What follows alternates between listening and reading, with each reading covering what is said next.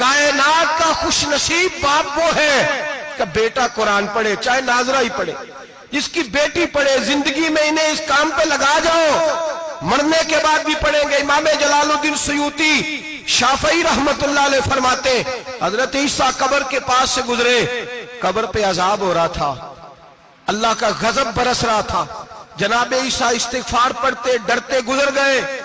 थोड़ी देर के बाद, चंद घंटों के बाद गुजरे तो उसी कब्र पे फूल खिले हुए थे, रहमत बरस रही थी।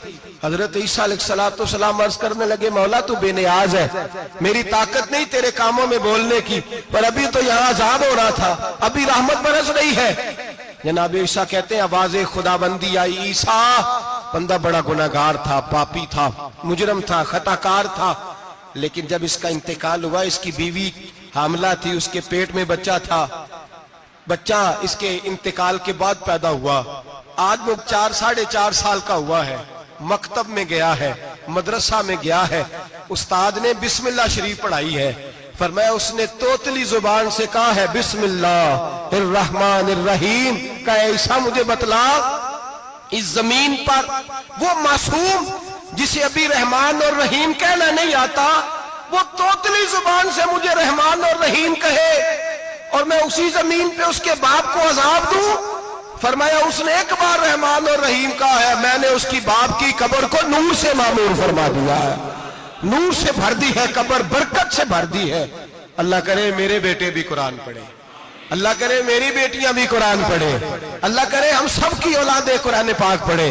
लेकिन ना इमाम आजम अबू हनीफा रमजान में 61 कुरान पाक पढ़ते थे। कितने? 60 टेक, अल्लाह अकबर। एक कुरान पाक दिन में पढ़ते पूरा, एक रात को पढ़ते, एक तरावी में पढ़ते। 61 कुरान पाक इमाम साहब पढ़ते।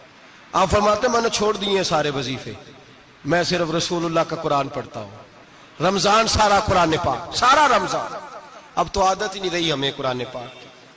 अगर लोग नाराज ना हो तो महफिल नात होती है तो तिलावतें कितनी होती हैं, और नातें हमने ज़ौक़ ही नहीं बनाया, ज़ौक़ ही नहीं बनाया हमने तिलावत कुरान का।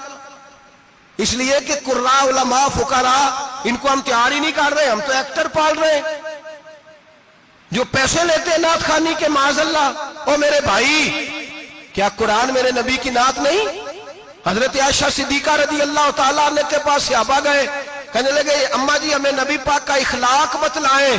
तो अम्मा जी कहने लगी जाओ जाके कुरान पाक पढ़ो, काला खुलुकुहुल कुरान, सारा कुरान मेरे नबी के इखलाक का ही नाम है। ये सारी नात है, ये सारी नात है। इस नात को सुनने लोग क्यों नहीं आते?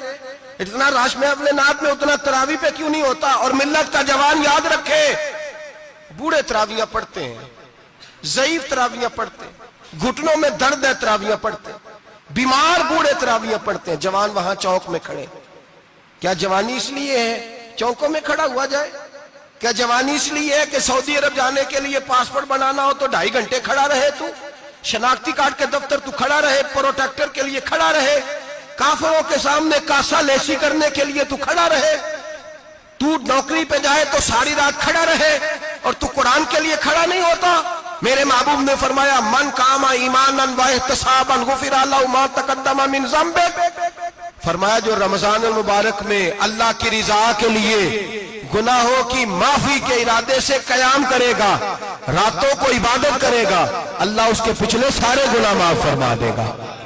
नौजवान इरादा करें, प्रोग्राम बनाएं कि इंशाअल्लाह कुरान पढ़ना भी है, कुरान पढ़वाना भी है, सुनना भी है, और इंशाअल्लाह बोलिए सुनना भी है और पढ़ना भी है और पढ़ाना भी। हिम्मत करें, दलेरी करें, आके खड़े तो हो, अल्लाह तौफीक अता करेगा। पहली